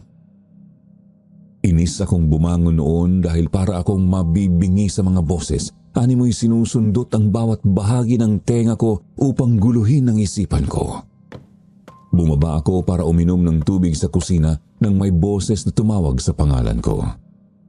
Lumabas ako ng bahay upang pagbuksan ang taong nasa labas ng gate namin. Kumunot ang noo ko dahil hindi pamilyar ang kanyang mukha sa akin. Mukha namang disente ang lalaki, malinis ang suot na t-shirt at pantalon, kaya tinanong ko siya kung ano ang kailangan niya. May kailangan ho ba kayo? O may hinahanap po kayo? Nagpakilala ang lalaki bilang si Mario. Kapatid daw siya ng kapitbahay naming si Aling Lina at kauuwi lang daw niya galing abroad. Magkaibigan din daw sila ni Mama. Nautusan daw siyang sabihan ako na kunin ang halamang daisy na nasa labas ng gate ng kapitbahay namin. Tinuro pa niyang tinutukoy niyang halaman kaya kaagad ko itong sinundan ng tingin. Nagtaka ako sa kanyang iniutos kasi wala akong maisip na dahilan kung bakit yun ipapakuha. Bakit daw po? Ano pong meron sa bulaklak? Sino po ang nagpapakuha? Ibinigay na raw kasi ng kapitbahay namin ang halaman matapos daw itong hingin ni Mama kanina. Dahan-dahan akong napatango sa paliwanag niya kahit na sa kaloob-looban ko ay nagtataka pa rin kung bakit. Hindi naman kasi mahilig ang nanay ko sa halaman o mga bulaklak. Sinabihan ko na lang siya na kukunin ko rin ito maya-maya pero bigla siyang nagpumilit na kunin ko na raw ito ngayon din. Wala akong nagawa kundi sundin siya at tuluyang lumabas ng bahay. Tumunod siya sa likuran ko habang papalapit na ako sa halaman. Nakalagay ito sa isang paso kaya't madali ko itong nakuha. Kahit na may kabigatan at kailangan ko itong buhatin ng 2 kamay. Maglalakad na sana ako pabalik nang biglang umalingaw-ngaw ang sigaw ng kapitbahay namin. Bumukas ang kanilang gate at bumungad sa akin ang galit na mukha ni Aling Lina. Ano raw ang ginagawa ko sa halaman niya at bakit ko ito kinukuha? Ho? Ibinigay niyo na po ito kay Mama, di ba? Maling halaman ho ba ang nakuha niyo? Lalong nalukot ang ekspresyon ng mukha niya at bigla niya akong dinuro. Ano raw ba ang pinagsasasabi ko hindi niya naman daw ito binigay kay Mama ni hindi nga raw nang hingi si mama kaya papaano niya ito ibibigay. Kung magsisinungaling lang naman daw ako, ayusin ko na lang daw ang kwento ko nang hindi ako mabisto sa pagnanakaw. Hindi po ako nagsisinungaling. Yung kapatid nyo, siya po ang nagsabi sa akin na kunin itong halaman eh. Lumingon ako sa aking likuran para sana ituro ang lalaking lumapit sa akin kanina at nag-utos na kunin ko ang halaman ni Aling Lina. Pero wala na pala akong kasama. Parang naulit ang nangyari kanina sa classroom kaya sa pangalawang pagkakataon, nakaramdam ako ng matinding kalituhan. Saan siya napunta? Parang bigla siyang naglaho. Ibinaba ko ang tingin kay Aling Lina at nakita kong nanlilisik ang mga mata niya sa galit. Inagaw niya ang hawak kong halaman at pinagbantaan ako. Papalampasin daw niya ang ginawa ko sa pagkakataong yun pero kapag naulit pa ipapabarangay na raw niya ako. Hindi po talaga ako nagsisinungaling, Aling Lina. May kasama po talaga ako. At siya ang nagsabi sa akin na kunin ko raw ang halaman. Mario daw po ang pangalan niya eh. Sabi niya kapatid niyo raw ho siya. Biglang nagbago ang ekspresyon ni Aling Lina. Napalitan ng kilabot at pagtataka ang galit sa mukha niya matapos kong banggitin ang pangalang yun. Tinapik niya ang braso ko at saka ako muling dinuro. Bakit ko raw kilala ang kapatid niyang si Mario na matagal nang namatay? Ni hindi ko nga raw ito naabutang buhay. Napalunok ako habang nag-uusap kami. Nang ibig niyang sabihin, ang sinasabi niya ba, multo ang nakasama ko kanina? Patay na po ang kapatid niyo? Paano eh? Kasama ko lang ho siya kanina. Hindi na ako sinagot pa ni Aling Lina at binigyan lang ako ng nagtatakang tingin. Bumalik siya sa kanilang bahay at iniwan akong tulala sa nangyari. Nagsimulang bumilis ang tibok ng puso ko habang naaalala ang hitsura ng lalaking lumapit sa akin kanina. Ramdam ko ang bigat ng bawat pintig ng puso ko na tila ba lumalabas sa aking dibdib. Dahan-dahang tumayo ang mga balahibo ko sa katawan habang ang lamig ay dumadaloy sa aking likod at patok. Unti-unti akong nakaramdam ng takot at nagsimulang mag-isip. Totoo bang mga multo ang nakakausap ko kaya hindi sila nakikita ng iba? Kaagad akong napatakbo pabalik sa bahay dahil para akong mababaliw sa mga naiisip ko.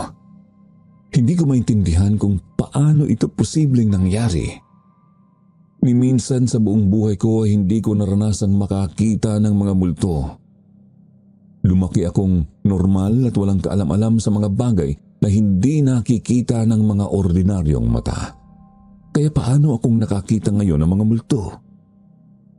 Ayokong paniwalaan ang mga naiisip ko sa mga oras na yon, pero isa-isang nanumbalik sa isip ko ang mga kakaibang bagay na nangyari sa akin nitong mga nakaraang araw. Una, si Sir Mike, isang lalaking instructor na hindi ko na muling nakita kahit anino man lang niya. Sunod si Thea, isang estudyanteng walang nakapansin sa klase bukod sa akin. Kaya siguro hindi ako kayang paniwalaan ng mga blackmates ko at kahit ni Rudolph dahil ako lang ang nakakakita sa kanila. Parang sasabog ang utak ko sa kakaisip at halos tuluyan akong matuliro nang biglang dumating si Rudolph. Nakita kong nasa labas siya ng bahay namin kaya tinawag ko siya upang makasigurong siya ngayon at hindi ko ito guni-guni lang. Tiningnan ko muna siya mula sa bintana bago siya papasukin sa bahay. Parang nag-aalinlangan akong magtiwala kahit sa mga taong totoo na. Nang makumpirma kong si Rudolph ngayon, pinapasok ko siya at dinala ko sa kwarto. Kailangan kong sabihin sa kanya ang mga naiisip ko dahil pakiramdam ko noon ay mababaliw ako kapag wala akong mapagsabihan. Ba't ganyan ang mukha mo? Okay ka lang ba? Para kang hinabol ng aso. Tinitigan niya ako ng may pag-aalala habang sinasabi yun. Pakiramdam ko ay nauubusan na ako ng hangin sa dibdib ko at hindi ko mapigilang mapahawak sa sarili kong ulo. Sobrang dami ng mga naiisip ko at ang bawat alaalang bumabalik ay nagpaparamdam sa akin na parang naliligaw ako sa katotohanan. Gusto kong sabihin sa kanya ang lahat pero hindi ko malaman kung saan ako magsisimula. Makinig ka, tol. Yung nangyari sa akin tungkol kay Thea, nangyari na naman ngayon. May kumausap sa akin lalaki kanina. Akala ko bagong salta lang siya dito sa atin. Pero kapatid pala yun ni Aling Lina na matagal nang patay. Seryoso ka ba? Kapag ako niloloko mo na naman, malilintikan ka talaga sa akin. Mukha ba ako nagbibiro sa itsura ko ngayon, ha? Seryoso ako, tol. Nakakita yata ako ng multo. Tuluyan ang tumaas ang boses ko dahil sa takot na nararamdaman ko. Hindi ko na napigilang maluha dahil pakiramdam ko ay wala nang maniniwala sa akin. Napansin ni Rudolph ang panlulumo ko kaya't kaagad niyang tinapik ang braso ko bago pa ako tuluyang bumigay. Sinabi niyang baka masyado lang akong maraming iniisip ngayon o baka pinangunahan lang ako ng emosyon dahil sa nangyari kanina sa eskwelahan. Suwestyon niya na palipasin ko muna ang araw at baka sa ganoong paraan ay gumaan ang pakiramdam ko. Kapag may nangyari pa ulit na ganito, sabihan mo agad ako, ha? Nagpaalam na si Rudolph at muli na naman akong naiwang mag-isa sa bahay. Sa tuwing nag-iisa ako, tila bigla-biglang sumusulpot ang mga boses na naririnig ko. Hindi ko mapunto kung saan sila nanggagaling o kung ano ang mga pinagsasasabi nila. Pero manlinaw ang kanilang presensya. Napahiga na lang ako noon sa kama at tinakpan ang mukha ko ng unan. Hindi ko na napigilan ang mga luhang tuluyang pumatak sa mata ko. Hindi ko na talaga maintindihan ang nangyayari sa akin. Hiniling ko na lang sa sarili ko na sana'y umuwi na si Mama kung saan man siya nagpunta ngayong araw. Ganun din si Papa mula sa trabaho. Kahit ang kakambal ko na hindi ko naman laging kasundo, hinahanap ko na rin. Hindi ko na malayang gabi na pala dahil nanatili lang akong nakamukmok sa kwarto. Saka lang ako muling nabuhayan ng loob nang makarinig ako ng mga yabag ng paa papunta sa direksyon ng kwarto ko. Sinundan ng pagbukas ng pinto. Dumating na rin sa wakas ang kakambal ko. Habang nagbibihis siya noon, pinanood ko lang siya. Kahit papaano ay naibsan ang bigat sa utak ko dahil sa presensya niya. Pero hindi nagtagal yun nang bigla akong may napansin kay Maui.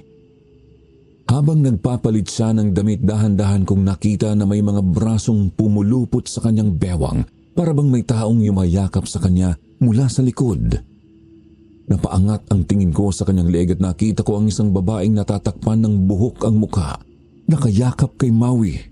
Sa pagkagulat ko, isang sigaw ang tumakas mula sa aking bibig at napabalikwas ako sa kama. Nanginginig ang mga kamay kong nakaturo sa direksyon ni Maui na ngayon nakatingin na sa akin ng may pagtataka. May nakayakap sa'yo, Mau. Lumayo ka dyan! Bilis! Imbis na sundin niya ang sinabi ko, itinapon niya sa akin ang hawak niyang t-shirt. Hindi raw nakakatawa ang biro ko. Pilit akong nagpaliwanag habang umiiling. Sinasabing totoo ang nakita ko. Nandoon pa rin ang babae, mahigpit na nakayakap sa kanya at ayaw siyang bitiwan.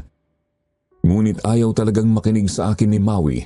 Tinawanan lang niya ako at sinabihan na magaling daw ang pag-acting ko. Iniwan niya ako sa kwarto at lumabas na habang nandoon pa rin ang babae. Nakakapit sa kanya at sumunod sa bawat galaw niya palabas. Doon na ako nakumbinsi, Sir Jupiter, na may mali talaga sa akin. Lalo akong kinabahan at tumaas ang suspetsa ko na nakakakita na nga ako ng mga multo. Napatakip ako sa bibig ko habang hindi na magkamayaw ang takot sa puso at isipan ko. Iniisip kung ano ang dapat kong gawin. Hindi ko maintindihan kung bakit nangyayari ito sa akin o saan ako magsisimula sa pag-unawa. Hanggang sa bigla kong naalala kung saan at kailan ba nagsimulang magkaganito ang buhay ko. Wala akong ibang naisip nun kundi si Sir Mike. Yung instructor na nagpakilala sa akin nang umattend kami sa misa sa haunted chapel na yon ng DLSU. Mas lalo pang lumala ang pakiramdam ko nang tawagin ako ni Mama sa baba para maghapunan. Nanghihina ang mga binti ko habang bumababa ako sa hagdan. Pakiramdam ko'y halos hindi ako makalakad. Pagdating ko sa kusina, nandoon sina Mama, Papa at si Maui. Ang babaeng nakayakap kanina sa kakambal ko ay nawala na, subalit ang pumalit naman ay mas nakakagimbal. Isang maliit na batang nakaupo sa pwesto ko. Maputla ang kanyang balat at may tahi ang ulo nito na naaagnas na. Kasing itim ng buhok nito ang ilalim ng kanyang mga mata, ngunit kahit ganoon ang itsura, mayroon pa itong lakas ng loob na ngumiti sa akin at animoy natutuwa siyang makita ako. Ma? Sino yan? Ba't may bata tayong kasama? Kaagad na napatingin sina Mama at Papa sa direksyong itinuro ko, pero bumalik agad ang tingin nila sa akin. May buong pagtataka sa mga mukha nila. Ano raw ba ang pinagsasasabi ko dahil wala naman daw tao sa pwesto ko? Nagsalita rin si Maui at nagsumbong kina Mama at Papa na kanina pa raw ako nagbibiro ng ganito. Sinenyasan ako ni Papa na maupo na at kumain. Ngunit paano ako makakaupo kung may batang nakaupo doon at titig na titig sa akin? Dahil sa takot hindi ko sinunod ang sinasabi nila at umakyat ako pabalik ng kwarto. Narinig ko ang mga tawag nila sa akin pero hindi ko sila inintindi. Nahiga ako sa kama at nagtalokbong ng kumot habang pakiramdam ko'y mabigat ang ulo ko. Nagsimulang sumikip ang dibdib ko at kailangan ko pang huminga ng malalim para makalmahin ang sarili. Litong-lito na talaga ako sa mga nakikita ko at mas lalo pang nakakadagdag sa frustration ko noon dahil walang gustong maniwala sa akin. Para akong masisiraan bait sa pag-iisip na baka nababaliw na nga ako. Kinaumagahan, hindi ako nakapasok sa eskwela dahil bigla akong nilagnat. Hindi ako makabangon. Ramdam ko ang bigat ng katawan ko na animoy nawala na ang lakas ko. Sa tuwing igagalaw ko ang ulo ko, umiikot ang paningin ko kaya nanatili lang ako sa kama at nakatingin sa bubong namin. Ipipikit ko na sana ang mga mata ko nang maramdaman kong may pumasok sa kwarto. Narinig ko ang mga boses ni Maui at Rudolph na nag-uusap habang papalapit sila sa tabi ko. Nag-activity kami kanina, Pao. Pero sinabihan ko naman si Prof na may lagnat ka. Magpunta ka na lang daw sa kanya pag magaling ka na para mahabol mo yung kulang mong requirements. Naupo si Rudolph sa tabi ko at sinuri ang itsura ko. Ako naman ay umiwas ng tingin, hindi dahil sa iya kundi dahil sa nilalang na nasa tabi niya. Yun ang babaeng yumakap kay Maui kahapon at ngayon ginagaya niya ang bawat galaw ni Rudolph. Napakagat ako sa labi upang pigilan ang sariling sumigaw. Namuo ang pawis ko sa noo at ang dibdib ko ay nagtaas baba sa kaba habang patuloy akong humihinga ng malalim. Napansin ni Rudolph ang pagkataranta ko kaya nagtanong siya. Napapano ka ba, pare? At parang balisang-balisa ka dyan. May katabi ka, pare. Babae. Ano? Sigurado ka? Diyos ko, Pao. May nakikita ka ba talaga? Natatakot na ako sa'yo. Napapikit na lang ako noon dahil wala na akong lakas para ipilit sa kanila ang nakikita ko. Hindi nila ako naiintindihan at wala rin silang maibigay na kapanatagan sa akin.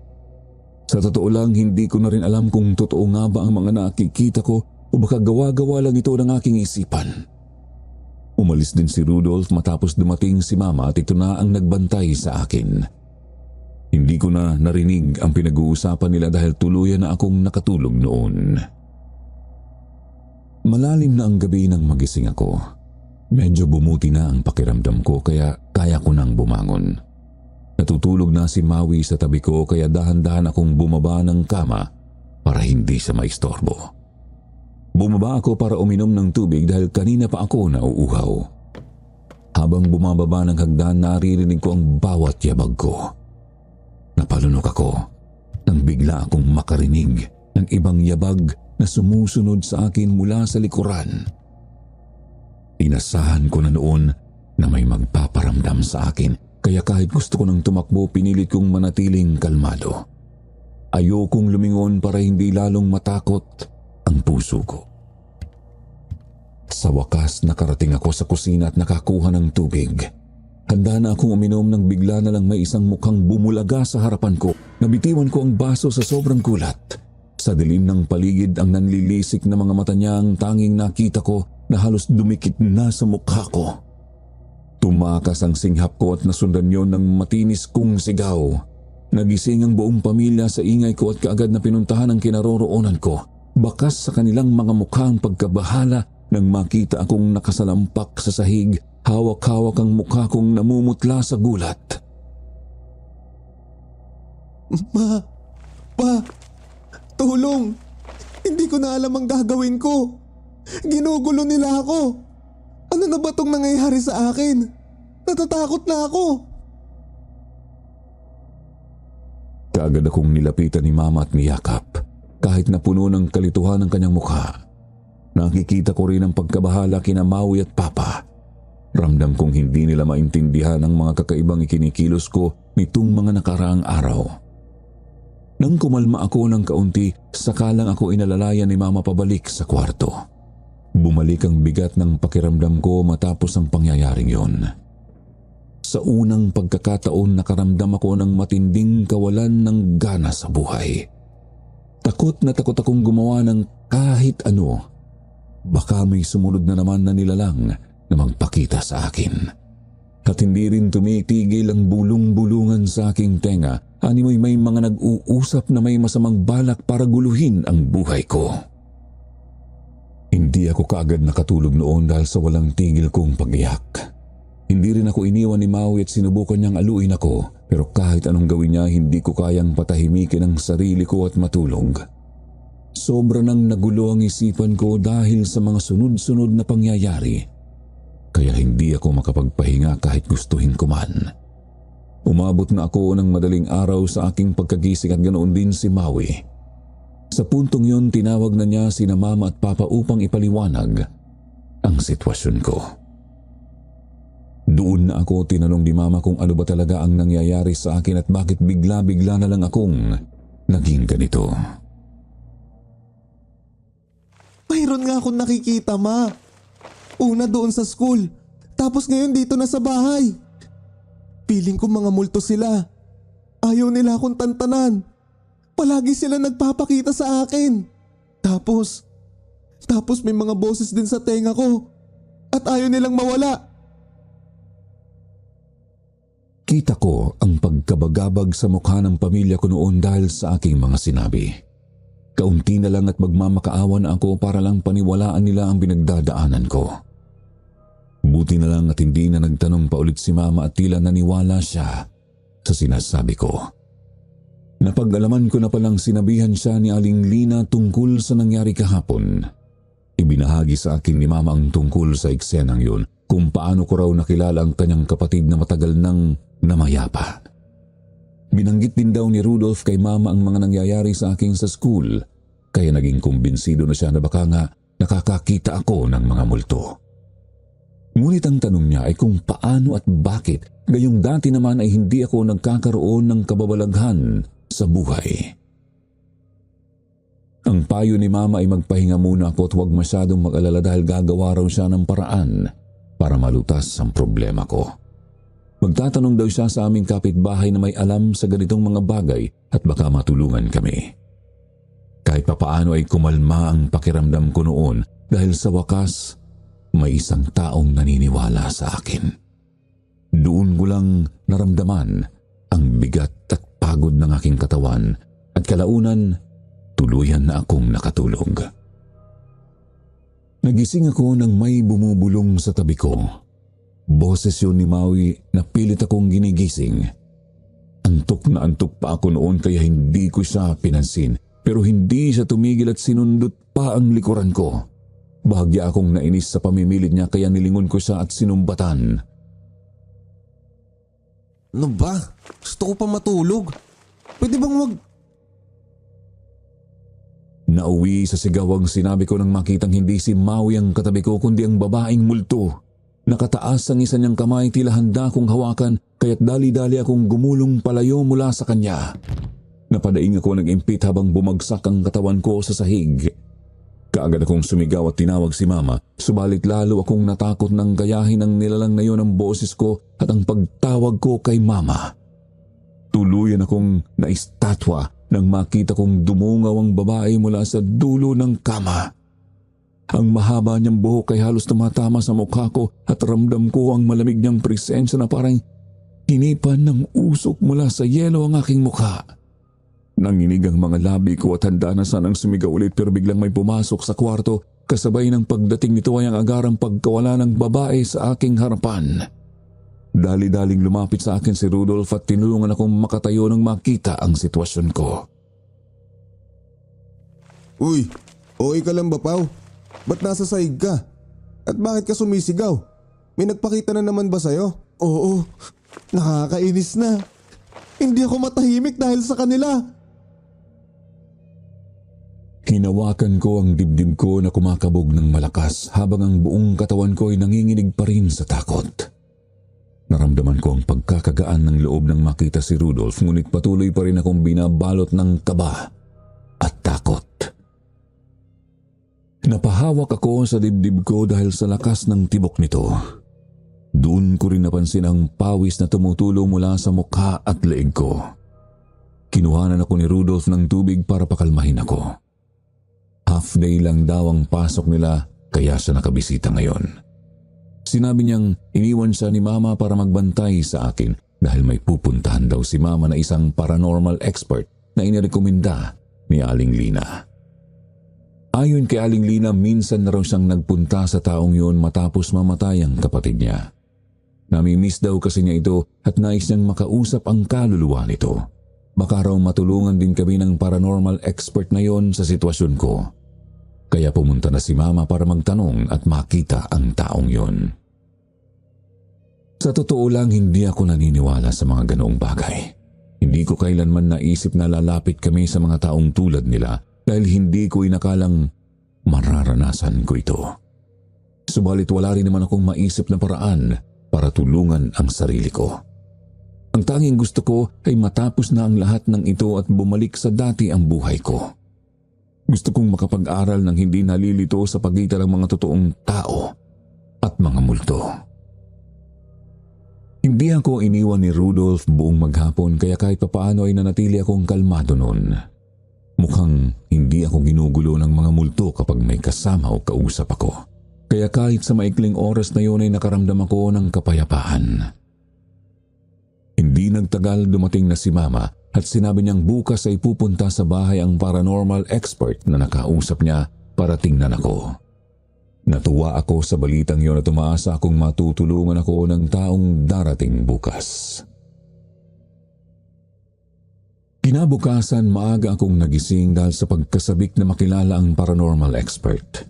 Halos hindi ako mapakali at hindi makapaghintay. Nang marinig kong may boses sa labas ng gate, kaagad akong lumapit sa bintana para sumilip. Nandoon na si Mama at pinagbuksan ng isang lalaking may dalang maliit at itim na bag. Sa tingin ko, yun na ang paranormal expert na sinasabi ni Mama. Tama nga ako dahil tinawag ako ni Mama para bumaba at pumunta sa salas nang mapapasok na niya ang lalaki. Nagpakilala muna kami sa isa't isa bago siya nagtanong tungkol sa mga bagay na naranasan ko nitong nakaraan. Ikinuwento ko sa kanya ang lahat ng detalye sa abot ng aking makakaya. Ang mga multong nagpapakita sa akin, ang mga pambubulabog nila at kung paano nila ako pinagmumukhang baliw. Isinalaysay ko rin ang kanilang pagpapanggap at ang takot na dulot nila sa akin. Ganon din ang matagal ko nang hinala na ang chapel na yon sa DLSU ang dahilan kung bakit ako nagkaganito. Hindi dapat ka ako kami nagpunta ron ni Rudolph sa unang araw pa lang ng pagpasok namin doon. Hindi ko po alam kung bakit po sila nagpapakita sa akin. Hindi ko nga rin po alam kung saan sila galing eh. Pagkatapos kong magkwento, sinabi niya sa akin na maaaring dahil daw ito sa third eye ko nakabubukas lang. Ikinuwento rin niya na minsan na siyang nagpunta sa DLSU dahil doon nag-aral ang kapatid niya. At marami rin siyang nakitang kababalaghan doon, lalo na sa chapel ng universidad.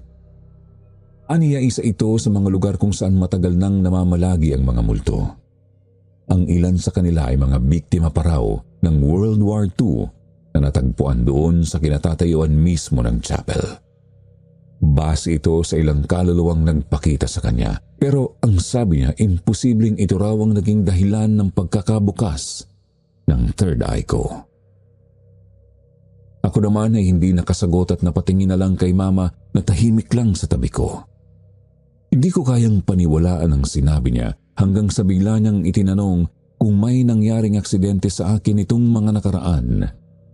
Napaisip ako at bumalik sa alaala ang aksidente kung saan nagkaroon kami ng alitan ng kakambal ko at nahulog ako sa hagdan. Doon nagsimula ang mga boses na naririnig ko sa aking tenga. Na-ospital po ko nung nakaraan dahil nahulog po ako sa hagdan namin. Bakit niyo ho pala natanong? Ipinaliwanag muna sa akin ng eksperto ang mga dahilan kung bakit nabubuksan ang third eye ng isang tao. Ang sabi niya, meron daw mga taong bukas na simula pa nang sila ay pinanganak. Pero meron din namang mga tulad ko na nabubuksan lang ang third eye kapag nalalagay sa bingit ng kamatayan. Ang aksidenteng nangyari sa akin kamakailan lang ay posibleng naging dahilan kung bakit nagbukas ang third eye ko at nakakakita na ako ng mga multo ngayon. Sa pangalawang pagkakataon, hindi ako agad nakasagot sa kanya habang dahan-dahan akong naliwanagan. Totoo ngang nagsimula ang lahat ng ito matapos akong maaksidente sa hagdan namin na muntik ko nang ikamatay kung hindi agad ako naagapan. Kung ganun po, may paraan po ba para maisara ulit ito? Umiling ang eksperto at sinabi na hindi na raw muling masasara ang third eye kapag nabuksan na ito. Para akong nawalan ng pag-asa nang marinig ko yun. Ibig sabihin, habang buhay kong titiisin ang mga multong nagpapakita sa akin. Iniisip ko na baka hindi ko kayanin ito, na baka tuluyan akong mawala sa katinoan. Namuo ang luha sa aking mata, pero natigil yun nang sabihan ako ng eksperto na may paraan upang hindi na ako guluhin ng mga multo. Kailangan daw niyang gumawa ng orasyon para rito upang hindi na ako gambalain. Ibinigay rin niya sa akin ang isang jade bracelet. Aniya, suotin ko raw ito araw-araw at mas mabuting huwag na itong tanggalin dahil makakatulong ito para protektahan ako mula sa mga ligaw na kaluluwang gustong manggulo sa akin. Sinunod namin ang sinabi ng eksperto. Ginawa niya ang orasyon sa akin noong araw na yon at bandang hapon na siya tuluyang nakauwi. Pagkatapos ng pangyayaring yun, wala akong naramdamang pagbabago sa sarili ko. Naririnig ko pa rin ang mga bulong-bulungan sa tenga ko. Payo sa akin ni Mama na bigyan ito ng oras at huwag kaagad mawalan ng pag-asa. Kung sakali mang hindi umepekto ang ginawa ng eksperto, babalikan na lang daw namin ito. Kahit na balot ng takot ang puso ko, sinunod ko pa rin ang payo ni Mama at patuloy na umasa na bubuti rin ang aking kalagayan.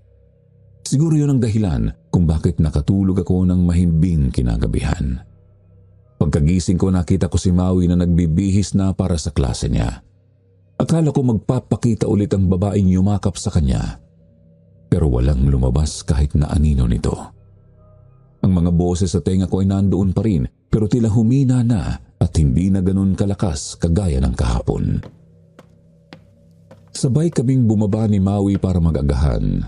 Pagdating namin sa kusina, napansin ko ang isang bata na dali-daling umalis mula sa upuan ko at bigla na lang naglaho. Nagtaka man ako, tuluyan akong umupo sa pwesto ko at kumain ng maayos kasama ang pamilya ko. Walang mga multong nanggulo sa akin buong araw. Kahit na umalis si Mama para bumili sa tindahan, hindi na sila nagpapakita. Kalaunan, ang mga boses sa tenga ko ay unti-unti nang nawala hanggang sa hindi ko na ito napansin. Nakabalik na rin ako sa eskwela. Sa una, naging mapagmatsyag pa rin ako sa paligid. Natatakot na baka may magpakita ulit sa akin. Sa tuwing may lalapit sa akin, tinatanong ko muna si Rudolph kung nakikita ba niya ito. Sa takot na baka multo lang ang kausap ko. Dahil sa ganoong kilos, nahirapan akong makipagkaibigan sa mga blockmates ko. Buti na lang nandoon si Rudolph. Sa tulong niya at sa mga paliwanag niya sa mga blockmates namin, unti-unting nawala ang kanilang pagdududa at pag-iwas sa akin. Ang usap-usapang may pagka-weirdo ako ay unti-unting namatay sa paglipas ng panahon habang nag-aaral ako sa DLSU. Bumuti man ang relasyon ko sa mga blackmates ko, hindi naman tuluyang nawala ang mga multong umaaligid sa akin. Tama ang eksperto. Nandito pa rin sila. Ang kaibahan lang ay hindi na nila ako nilalapitan o ginugulo. Noong una, nahirapan akong malaman kung multo ba ang nakikita ko o totoong tao. Pero kalaunan ay natutunan kong mapansin ang mga kaibahan. Ang ilan ay mayroong nakakatakot na aura. At ang iba naman ay mukhang normal tulad ng mga mapaglarong multong nakikita ko sa eskwelahan. Hindi ko ito maipaliwanag ng eksakto pero napansin ko na hindi ganoon kaliwanag ang kanilang mga mata at may pagkabalisa ang kanilang mga galaw kumpara sa mga totoong tao. Isa pang palatandahan ay kung paano nila ako titigan, ngunit hindi naman kayang lapitan. Mahirap mamuhay na may bukas na third eye, pero natanggap ko na ganito ang buhay ko hanggang sa mamatay ako. Ngayon, graduate na ako at nagtatrabaho na sa isang kumpanya. Bagong gawa lang ang building kung saan ako nagtatrabaho pero kahit dito, wala pa rin akong takas sa mga multo. Sanay na ako sa kanila at hindi na rin ako nababahala. Natutunan ko nang magpanggap na wala akong napapansing kakaiba sa paligid ko at sa paligid ng ibang tao. Hanggang dito na lang ang kwento ko, Sir Jupiter. Maraming salamat sa mga nakinig at sana ay nag-enjoy kayo kahit papaano.